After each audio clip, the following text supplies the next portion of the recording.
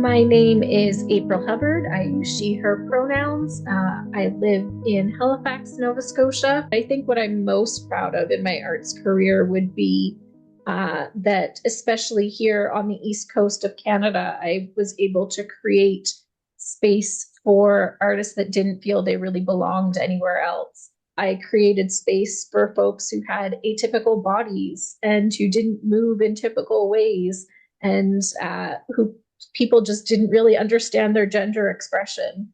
There was a space for any of those folks wherever I was, and I pushed the boundaries and kind of called out a lot of other people and organizations that I felt weren't being as welcoming as they should. So I have many disabilities, many conditions. I was born with spina bifida. It took a few more months and a surgery before they realized that my diagnosis was a tethered spinal cord due to 2 lipomas. What that diagnosis means is all the nerves at the base of my spine that are supposed to be free floating are all tied inside of the tumors and are slowly being killed off. It wasn't until my early 20s that we realized this is something permanent that cannot be reversed. And I just have to figure out how to live as a disabled person with chronic pain. And that was when the journey really started for me of trying to figure out not how to just live with this temporarily, but how to build a life as somebody who was disabled. So I have always been following the process of dying with dignity long before MAID was ever legalized in Canada. Even though in 2016, when it was first legalized, it wasn't available for somebody in my situation, I felt that, okay, we're moving in the right direction. And by the time I need it, it will be in place for me. I wanted some comfort, at least knowing that if something changes quickly, I won't be stuck and I won't be trapped in a system that I don't want to be in and a situation that I don't want to be in, because I had seen that happen to way too many people that I loved. So at that point, I made the choice to start the application process for myself. And I reached out to just 2 people that I loved, my partner and my sister, and told them. And they supported me through the first stages of the application process before I decided to tell more people. Yeah, assisted dying is really, really controversial in the disability community. And that was one of the reasons I hesitated at first to be public about my decision, because I knew so many of my close friends and people I had advocated alongside for so many years would not agree with my choice as a disabled person to choose medical assistance in dying. The main issues that most people have in the disability community is they see that medical assistance in dying will be used as a tool against people with disabilities. I think my biggest fear when I started the application process was that I would be denied because of my disability. Just because of so many of the conversations that I've witnessed and heard saying that because I'm disabled, I need to be protected more so in some way, and that I shouldn't have the right to this human right that everybody else gets. I've always found it really confusing where people use the narrative of we have to protect vulnerable people when what they're really saying is, I don't trust you enough to make a decision for yourself, so you have to let me make the right decision for you. And to me, that's not protection in any way. That is paternalistic and dangerous. And nobody should be able to make choices for our bodies but us. And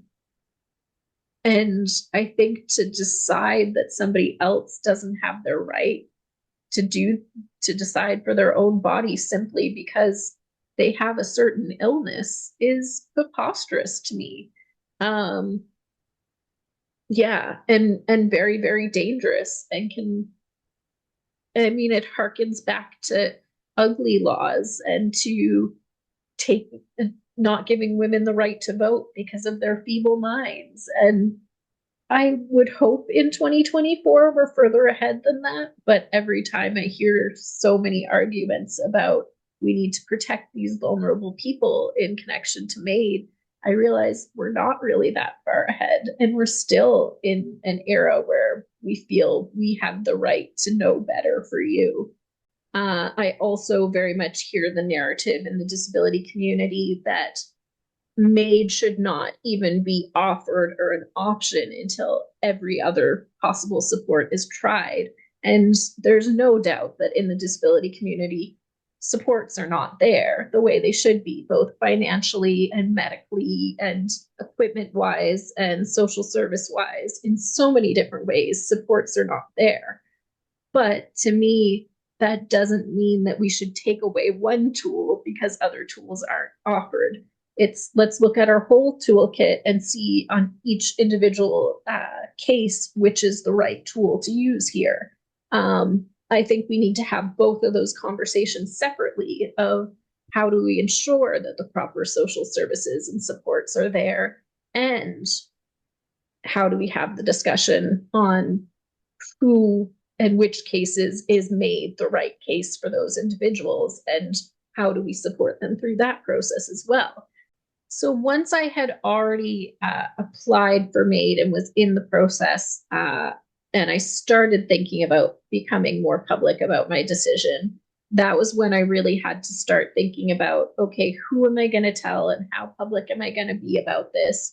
And my number one concern with that definitely was, what will the backlash be from the disability community? And do I want to be that spokesperson? Because I knew as soon as I talked about it publicly, I would become the disabled girl who's accessing MAID. I'd no longer be April. I'd just be the face of this story. And I would have to face a lot of people's anger, who don't think that I should be able to access it, don't think other people should be able to access it, and in a lot of cases just don't think MAID should exist in the first place.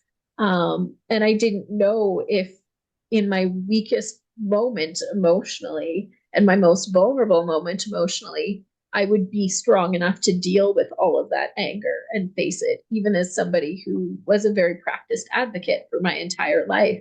I didn't know if I wanted to have to be an advocate in that moment. And I also hadn't heard of anybody else who was disabled, who was openly talking about their decision to access MAID. So realizing that, I felt a real responsibility to at least be one example out there that the next person who's searching, they can at least say, okay, there's one person, and this was their one experience. And it's not great, but at least now I know what it was like in this one scenario. So that was what pushed me to decide that I had to be public with my story.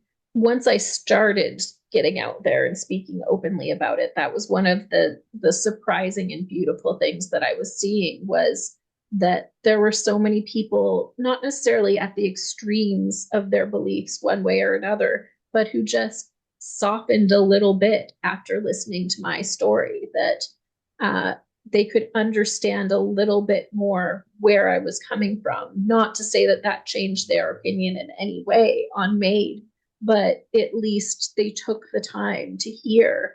And as far as what I hope people will understand from my experience, is just that there are so many different experiences of MAID, and everyone is so unique and so individual and so personal and so intimate, that we need to stop making judgments of, well, this group shouldn't and that group shouldn't, and generalizing these access decisions, because there are so many individual experiences that all come into this. And it's not up to any of us to make the choice of who should or who shouldn't. The system is already in place for that. And if you don't like the system, then advocate to change that. But don't attack the individuals that are making the choices that are right for them, because it is such a personal decision. And believe me, anybody who's made this choice has agonized over it and runs it through their heads again and again and again. and looked into the eyes of everybody they love and had to tell them and see the pain that you're causing by making this choice, which is not an easy choice to make. So we're not taking it lightly, and please don't judge us for the choices that we've made for our lives.